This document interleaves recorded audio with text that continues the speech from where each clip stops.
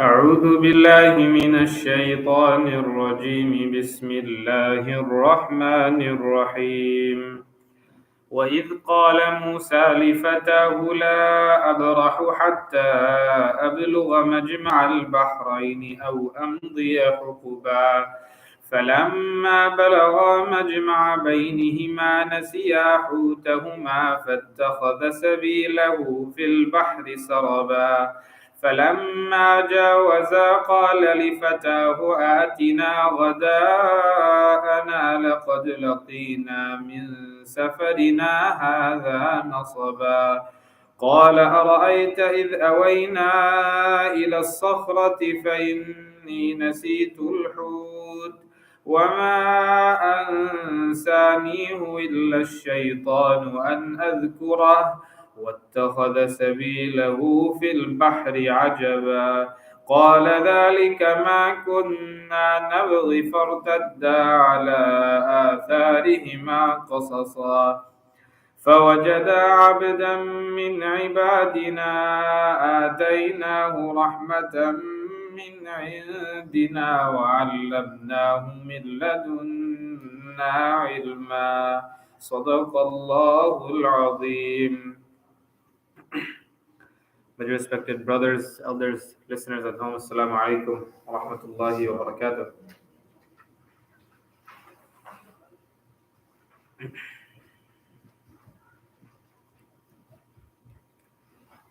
So last night we completed the 15th juz, which means we recited Surah Bani Israel, Surah Al-Isra, and Surah Al-Kahf.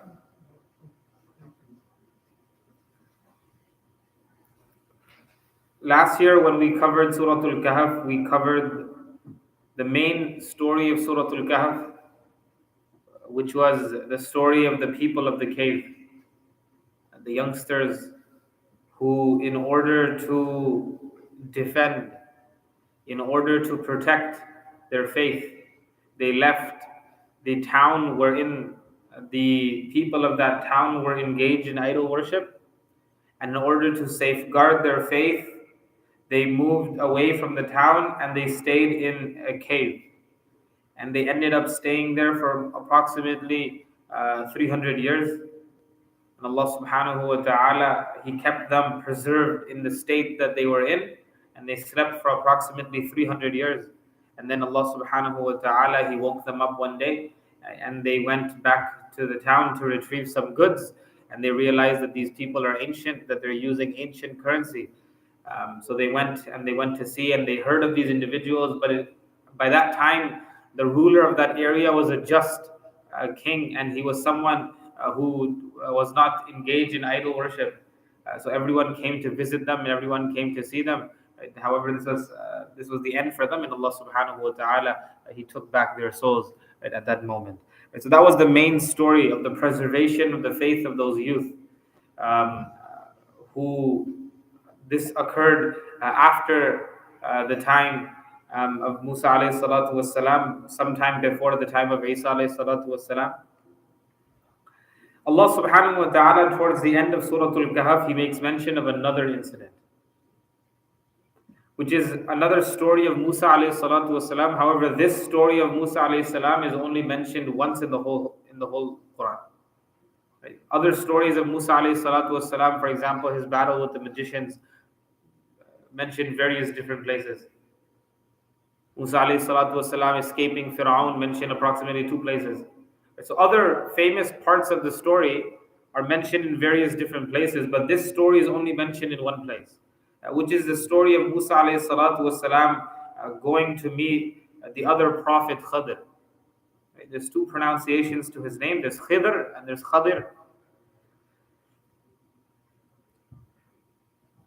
The story is mentioned that Musa alayhi salatu wasalam, once he was asked by his people, by Bani Israel, as to who the most knowledgeable person is. So Musa alayhi salatu wasalam, he said, it is I am the most knowledgeable.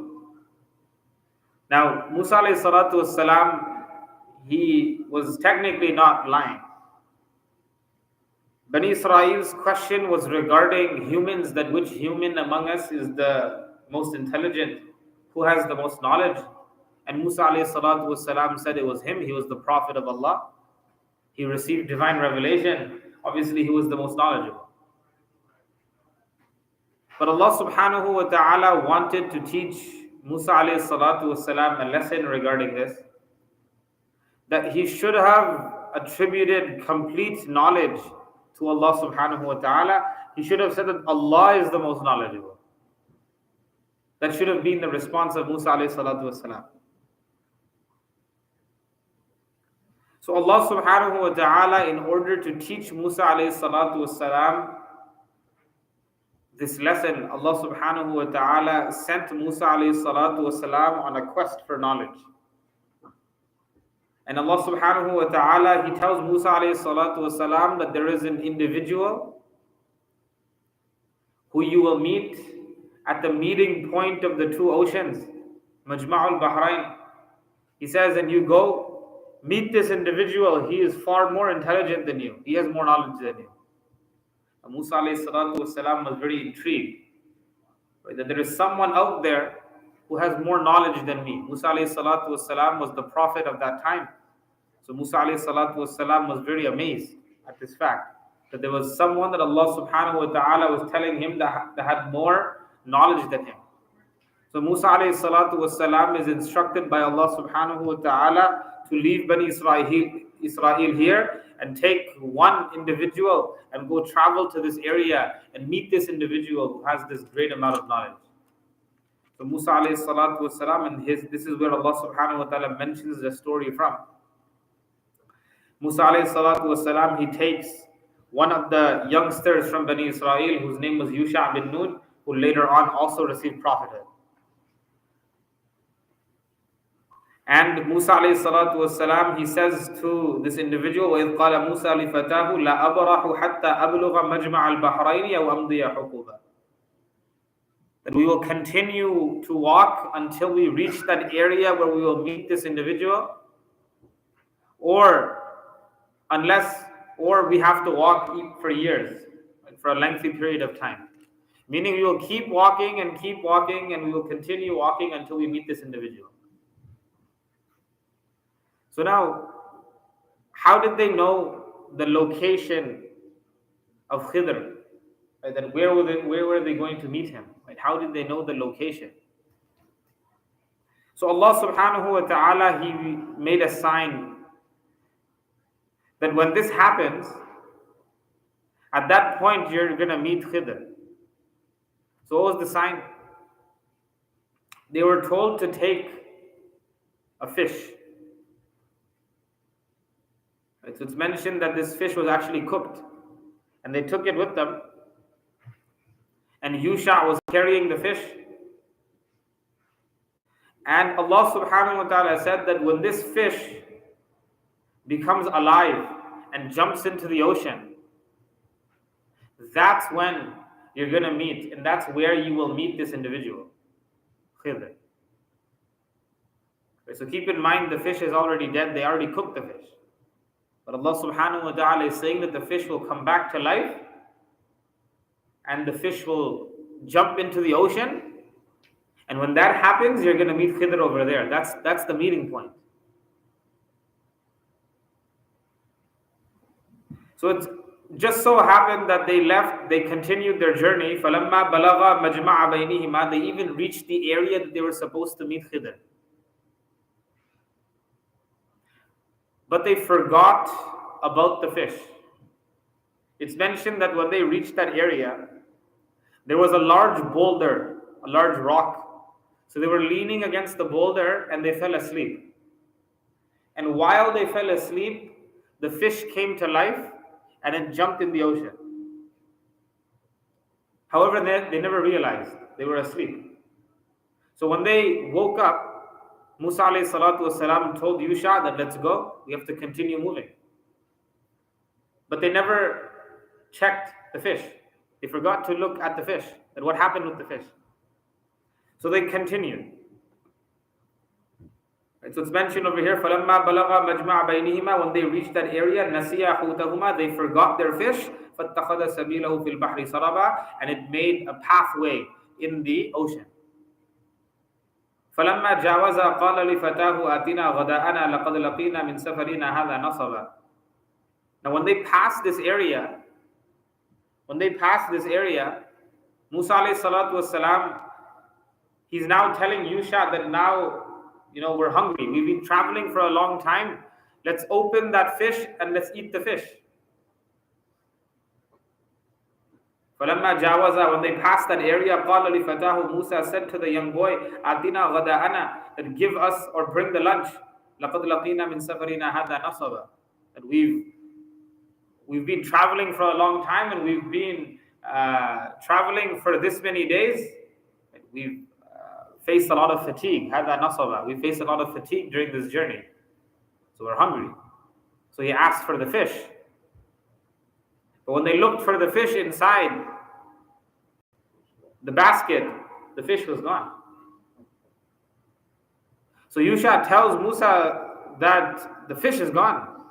It's not here. So he says, قَالَ أَرَأَيْتَ إِذْ أَوَيْنَا إِلَى الصَّخْرَةِ فَإِنِّي نَسِيتُ الْحُوتِ. So Yusha says to Musa that, do you think that when we were resting by the boulder and we were asleep, that the fish came to life and it jumped in the ocean and we forgot to check and shaitan made us forget? قَالَ, Musa said, ذَلِكَ مَا كُنَّا نَبْغِي, that's what we were looking for. That's where we were supposed to meet Khidr. So we have to go back. فَارْتَدَّ عَلَى أَثَارِهِمَا قَصَصًا. So they start moving back. That where did the fish enter the ocean? So okay, it was near the boulder. So we have to go back to the boulder. So they went back, and this time when they went to the boulder, they saw a man sitting on top of the boulder. فَوَجَدَ عَبْدًا مِنْ عِبَادِنَا آتَيْنَاهُ رَحْمَةً مِنْ عِنْدِنَا وَعَلَّمْنَاهُ مِنْ لَدُنَّا عِلْمًا. Allah subhanahu wa ta'ala describes their encounter that they both found a servant from among our servants, a human being who was there, who we gave special mercy, and we showed special mercy to, and we gave him a specific type of knowledge. It's mentioned about Khidr that his name means green or greenery. So it's mentioned that the reason why Khidr is called Khidr is that wherever he would sit, the surrounding area would become green and flowers and grass would begin to grow. So it's mentioned that when they arrived in this area, Musa alayhi salatu wasalam said, Assalamu alaikum to Khidr. So now it was not the custom of the people of that area to say salam. So Musa alayhi salatu wasalam, when he said salam, Khidr said, وَأَنَّا بِأَرْضِكَ السَّلَامِ, that where did salam come from in your land? Meaning nobody says salam over here. So he asked him, he looked at him, he said, who are you? He said, I am Musa. So Khidr said, Musa min Bani Israel, that you're Musa from Bani Israel. He said, yeah. He says, okay. Allah told me that you were coming. So Musa alayhi salatu wasalam was not here just to meet Khidr. He wanted to see what was this special type of knowledge that Khidr was given, that Allah subhanahu wa ta'ala is saying that Khidr is more knowledgeable than Musa. So Musa alayhi salatu wasalam says, قَالَ لَهُ مُوسَى هَلْ أَتَّبِعُكَ عَلَى أَن تُعَلِّمَنِي مِمَّا عُلِّمْتَ رُشْدًا. That can I follow you? Can I follow you so that you can teach me these things that you have learned from Allah subhanahu wa ta'ala, this knowledge that you have been bestowed with from Allah subhanahu wa ta'ala, you can teach me these things. So is it possible? Do I have permission to follow you around so that I can learn? Khidr said no. He said that you're not going to be able to be patient with the things that I do. The things that I do are things that are far beyond your comprehension. You're not going to be able to wrap your head around the things that I do. It is over here that the scholars mention that what is Khidr talking about? He's talking to Musa, who's the prophet of Allah. How is Musa not going to be able to understand what Khidr is doing? And now, from the story that continues, you're going to know that Khidr, he operates in very different ways. Khidr is on a complete new level. Allah subhanahu wa ta'ala, the vast majority of his prophets, they were given what the scholars call al-ilm al-tashri'i. They were given knowledge of legislation. They made rules. That these are your set of rules. You are allowed to do this, you cannot do this. You can't do this, you can do this. You must pray at this time, you must give charity here, you must do this and do this. Right? That's what the vast majority of the prophets came to do. Right? Musa alayhi salam had this, Isa alayhi salam had this, the Prophet sallallahu alayhi wasallam had this, all of the prophets before, Sulaiman, Dawood, Nuh, Adam, everyone had a set of rules that they were sent with. So everyone came with the Sharia. Sharia means a set of rules. But Khidr was a different type of prophet. Khidr did not come to preach to a nation. Khidr did not come to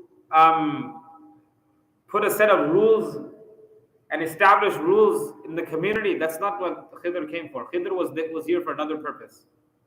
Allah subhanahu wa ta'ala gave Khidr a specific type of knowledge from the unseen. Allah subhanahu wa ta'ala gave Khidr this type of knowledge. And Khidr was to take care of tasks that the vast majority of the population could possibly not understand. So Khidr would operate in very different ways. Majority of his tasks that he would take were to do with things that were going to happen in the future. To prevent something from happening in the future, Khidr would deal with it right now.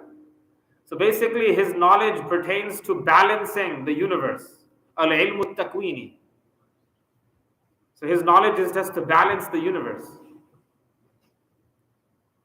So Musa alayhi salatu wassalam was sent with a bunch of rules. Musa alayhi salatu wassalam establishes rules in the community. Basically what Khidr does, Khidr breaks every single one of those rules. He doesn't abide by the same rules. He receives special wahi from Allah subhanahu wa ta'ala to do things that go out of the ordinary. That's why Khidr tells Musa, إِنَّكَ لَن تَسْتَطِيعَ مَعِيَ صَبْرًا. You're not going to be able to deal with the things that I do. It's not possible. You won't be able to bear the sight of the things that I do. You have a bunch of rules that you must follow. I don't have rules. I do exactly what Allah tells me, even if it goes against the apparent rules. If Allah tells me to kill someone, I will kill someone. If Allah tells me to do this, I will do this. I will do whatever Allah tells me to do. So he says, وَكَيْفَ تَصْبِرُ عَلَى مَا لَمْ تُحِطْ بِهِ خُبْرًا. Khidr says to Musa that how are you going to be patient with something that you have absolutely no knowledge about? How? قَالَ سَتَجِدُنِي إِنْ شَاءَ اللَّهُ صَابِرًا. He said, Inshallah, I will be patient. You're going to find that I'm patient. I will be patient. وَلَا أَعْصِي لَكَ أَمْرًا. And I will not disobey you. I will wait. So Khidr said, okay, if you're that adamant on following me, then I have one condition. قال فإن اتبعتني فلا تسألني عن شيء حتى أحدث لك منه ذكرا. He said that, look, if you follow me, then just one condition. You can't ask me a single question until we're done. In the end, I will explain everything. But until the journey is not over, you should not ask a single question. Right? Musa alayhi salatu wasalam was going to object. Khidr knew he was going to object. That the moment I do something that goes against his sharia, he's going to object. That this is against the rules. You can't do this. Right? And that was the nature of Musa alayhi salatu wasalam. He's a prophet. He can't see something wrong happening and not condemn it. He had to condemn it.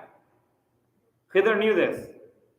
So Khidr is telling him that, look, the whole time you're with me, you have to keep your mouth closed. You can't say anything. In the end, I will explain everything to you. He says, all right.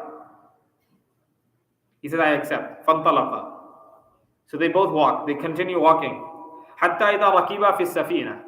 So they reach the seashore and they're waiting for a boat and there's no boat in sight. And all of a sudden, some people with a small boat come and they recognize Khidr, so they let Khidr and Musa on for free. So now when a person lets you in their car for free, for example, they're giving you a free ride.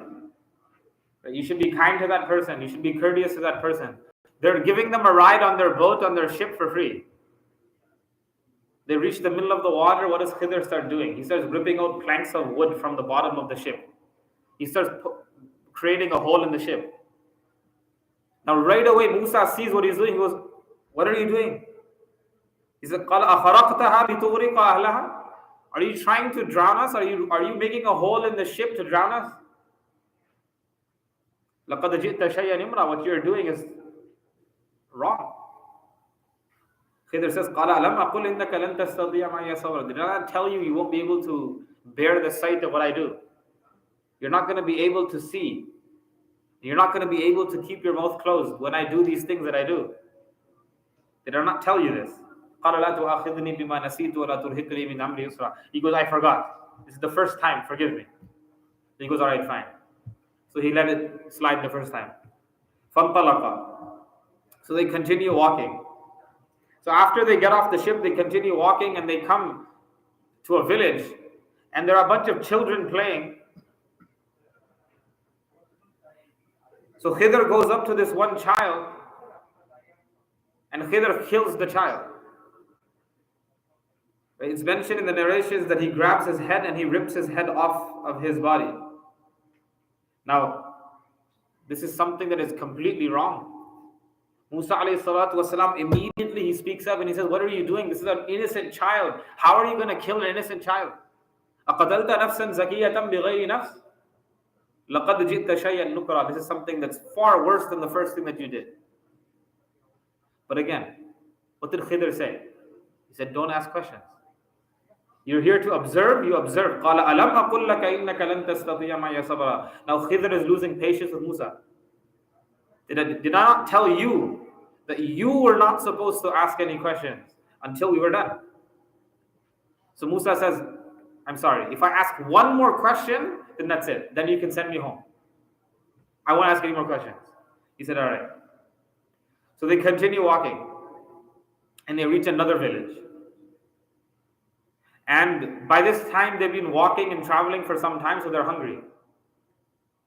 So Khidr and Musa, they ask the people of that town to give them some food, but they refuse. They say, no, we're not gonna feed you. We don't know who you are. Right? So it's fine. It's their right. They can refuse if they don't want to. So Musa and Khidr, they continue moving along. And there is a wall that is on the brink of falling. It's about to fall. So Khidr goes and he fixes the wall. Khidr goes and he fixes the wall. Musa is like, I don't understand this guy. The sailors let us on their ship for free and he broke their ship. These guys didn't give us food and he's fixing their wall. So he tells Khidr that, what are you doing? If you wanted, you could have taken money for building this wall. We could have used that money to buy some food. Khidr turns to Musa and he goes, that's it. You're going home. هَذَا فِرَاقُ بَيْنِي وَبَيْنِكَ. He goes, this is where we part ways. It's over. You can't continue anymore. You've asked too many questions. You broke every single one of my rules. You asked 3 questions on 3 separate occasions. He goes, you're not going to be able to stay patient with the things that I do. It's over. You go home. But he said, before you go home, I will explain everything that I just did. So he says, أَمَّا السَّفِينَةِ. He says, as for the ship, you are wondering why I tore a hole or I made a hole in the ship. He says the ship belonged to some poor individuals. The sailors were poor. They never had a lot of money. And upstream, there was a tyrant king, an unjust king, who was taking all of the good ships and boats. So what I wanted to do was I wanted to make a small hole, not enough to drown them, but enough to make it seem like the ship is no good. It's defective. So that way the king will not take this ship and he'll let them go. That's why I did what I did. So Musa is like, oh, that makes sense. You saved their ship. You made a small hole that was not dangerous and you saved their ship for them. That's good. He goes, okay, but explain the second thing. You killed an innocent child. He says, Allah subhanahu wa ta'ala instructed me that this child, when the child was to grow up, The child was going to become someone who was very evil. And the child was even going to force his parents and the people around him upon kufr, disbelief. So Allah subhanahu wa ta'ala wanted to replace this child with a better child who was more obedient to them, who was more kind. So Allah subhanahu wa ta'ala had me do what I did. وَمَا فَعَلْتُهُ عَنْ أَمْرِي, in the end he says. I didn't do this on my own accord. I just don't walk around killing people, Khidr said. I do whatever Allah told me or asked me to do. He says, okay, but what about the last one? He says that wall, you could have taken some money and we could have got some food with that money. He says that wall in that village that was on the brink of falling, that wall belonged to two orphans whose parents passed away. And their parents were very pious and God-fearing people. They left behind a treasure for them that they were to dig up when they were going to become older.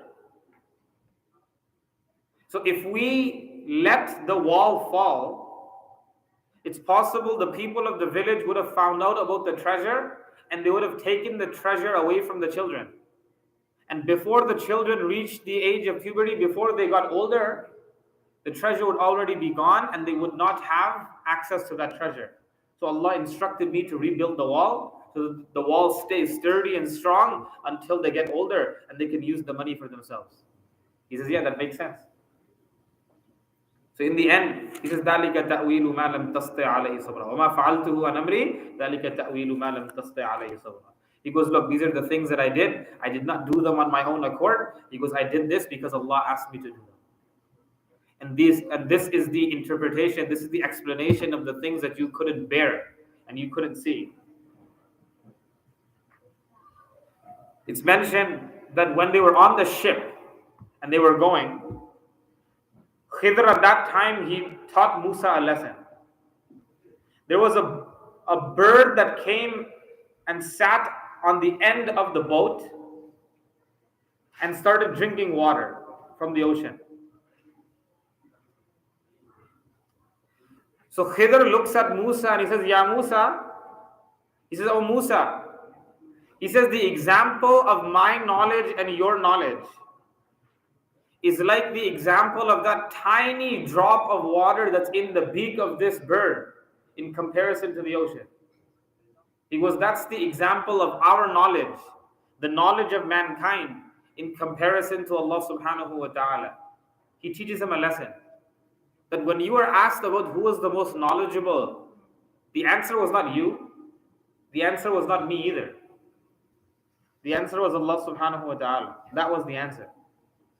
All Allah subhanahu wa ta'ala wanted to teach Musa was that, look, there is a man who lives on earth who has a different type of knowledge than you. So how could you possibly say that I am the most knowledgeable person on earth? Now Allah subhanahu wa ta'ala very much understands that the type of knowledge that Musa has and the type of knowledge that Khidr had are two very different types of knowledge. But Allah subhanahu wa ta'ala was just trying to teach Musa a lesson. وَفَوْقَ كُلِّ ذِي عِلْمٍ عَلِيمٍ. On top of every knowledgeable person, there is someone who is even more knowledgeable. And in the end, if you're the smartest person on the face of this earth, you have the most knowledge on the face of this earth, there is still your creator, your master, Allah subhanahu wa ta'ala, who has far more knowledge than any one of us. Just like Khidr said to Musa, that drop in the beak of the bird in comparison to the water of the ocean, that's the example of the knowledge of mankind in comparison to Allah subhanahu wa ta'ala. May Allah subhanahu wa ta'ala grant us the correct understanding. Wa akhiru da'wan alhamdulillahi rabbil alameen.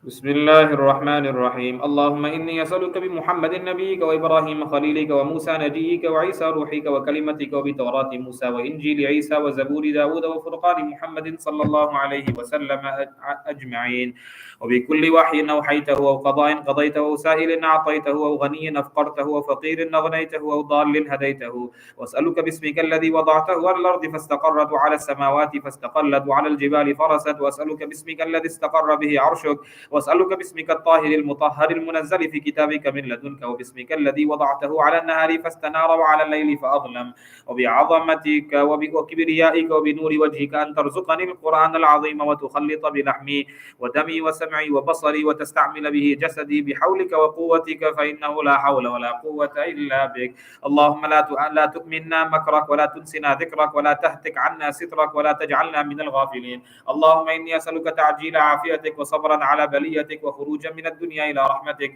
يا من يكفي عن كل أحد ولا يكفي منه أحد يا أحد من لا أحد له ويا سند من لا سند له انقطع الرجاء إلا منك نجني مما أنا فيه وعني على ما أنا عليه مما نزل بي بجاه وجهك الكريم وبحق محمد عليك آمين اللهم احرسني بعينك الذي لا تنام اللهم احرسني بعينك التي لا تنام واكنفني بكنفك الذي لا يرام واغفر لي بقدرتك علي فلا أهلك وأنت رجائي فكم من نعمة أنعمت بها علي قل لك عندها شكري وكم من بلية ابتليتني بها قل لك عندها صبري فيا من قل عند نعمته شكري فلم يحرمني ويا من قل عند بليته صبري فلم يخذلني ويا من رآني على الخطايا فلم يفضحني يا ذا المعروف الذي لا ينقضي أبدا ويا ذا النعماء التي لا تحصى أبدا أسألك أن تصلي على محمد وعلى آل محمد وبك أدرأ في نحور الأعداء والجبارين اللهم أعني على ديني بدنياي وعلى آخرتي بتقواي واحفظني فيما غبت عنه ولا تكلني إلى نفسي فيما حضرته يا من لا تضره الذنوب ولا تنقصه المغفرة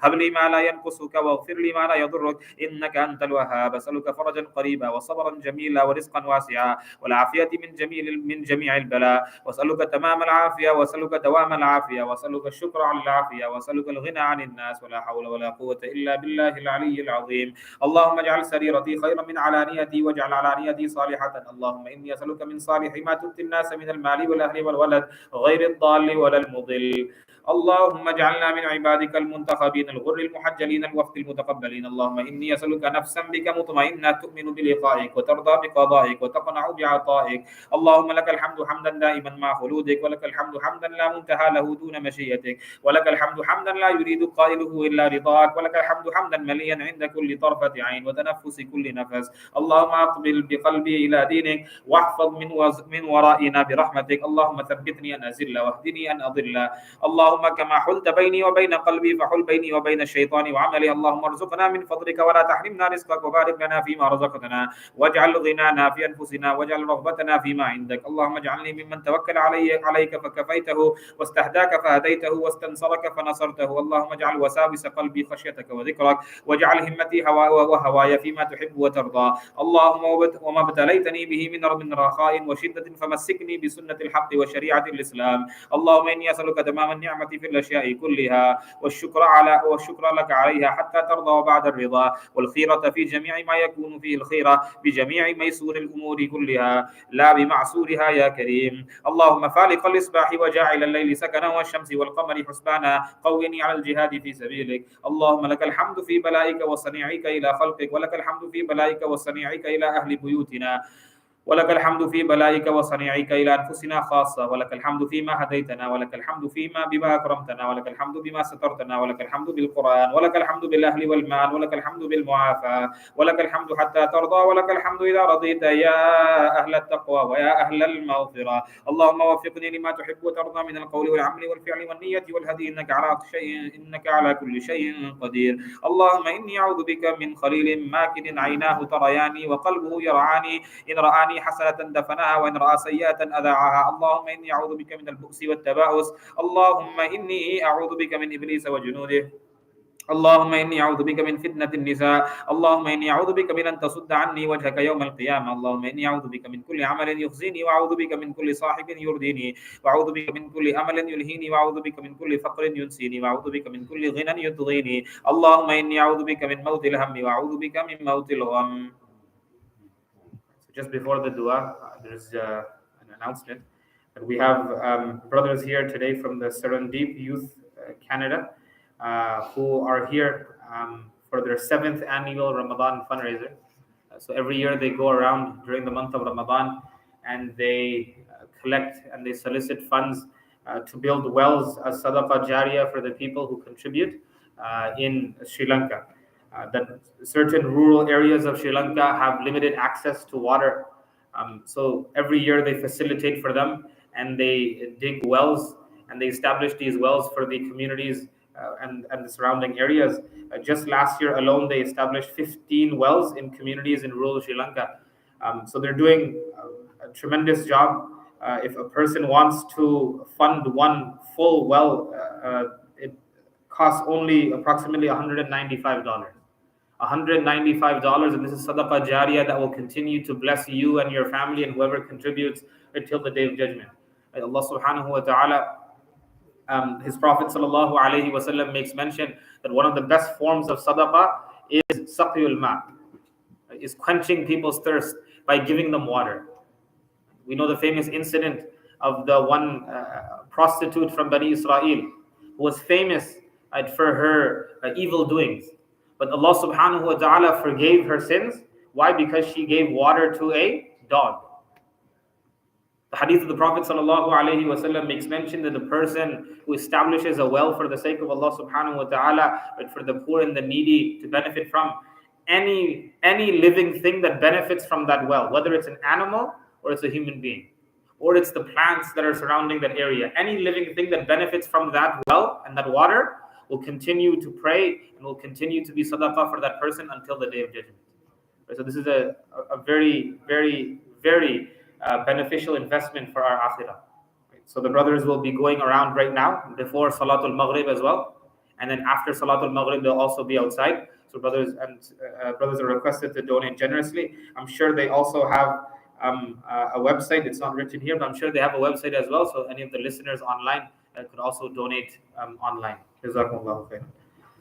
بسم الله الرحمن الرحيم لا إله إلا الله وحده لا شريك له له الملك والحمد وهو على كل شيء قدير اللهم لك الحمد حتى ترضى ولك الحمد إذا رضيت ولك الحمد بعد الرضا لك الحمد بجميع المحامد لا نحصي ثناء عليك أنت كما أثنيت على نفسك اللهم صل على محمد وعلى آل محمد صلاة تنجينا بها من جميع الأهوال والآفات وتقضي لنا بها جميع الحاجات وتطهرنا بها من جميع السيئات وتبلغنا بها أقصى الغايات من جميع الخيرات في الحياة وبعد الممات إنك مجيب الدعوات ورافع الدرجات يا قاضي الحاجات ويا دافع البريات ويا حل المشكلات أغثنا أغثنا أغثنا يا إلهنا إنك على كل شيء قدير اللهم سلمنا لرمضان وسلم رمضان لنا وتقبله منا متقبلا يا ذا الجلال والإكرام اللهم اغفر لنا وللمؤمنين والمؤمنات والمسلمين والمسلمات وألف بين قلوبهم وأصلح ذات بينهم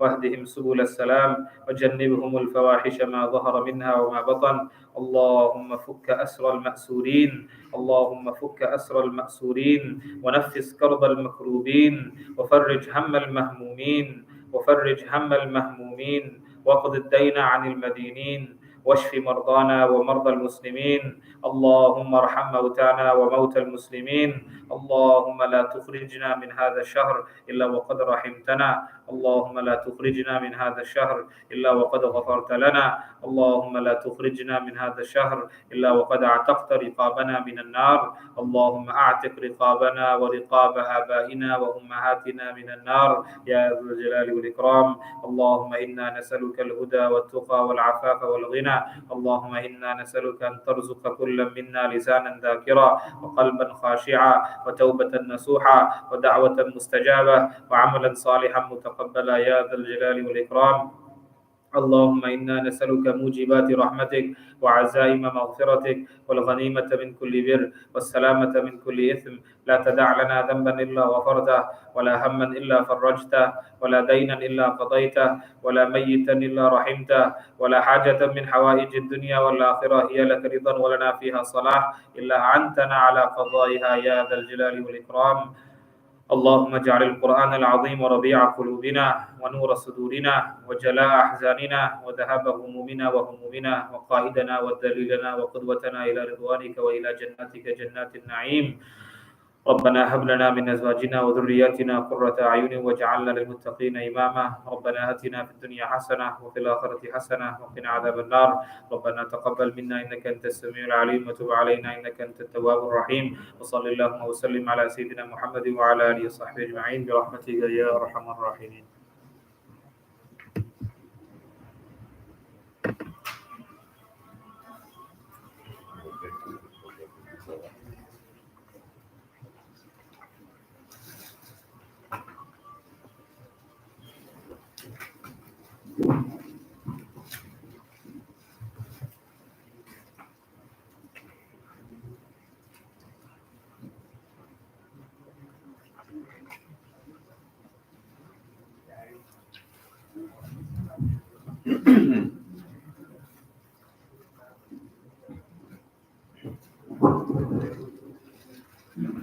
الله أكبر الله أكبر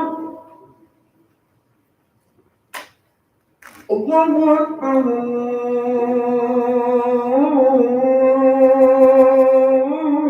الله أكبر أشهد أن لا إله إلا الله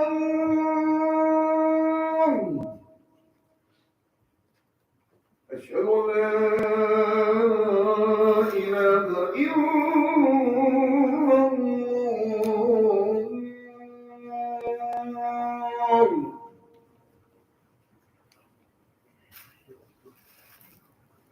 أشهد أن محمدا رسول الله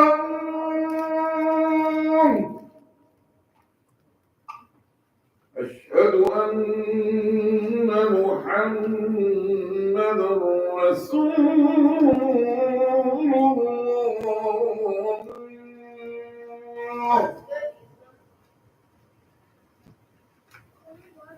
حي على الصلاة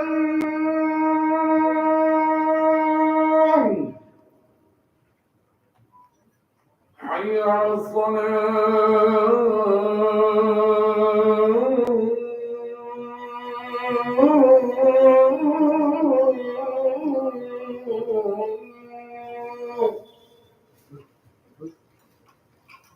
حي على الفلاح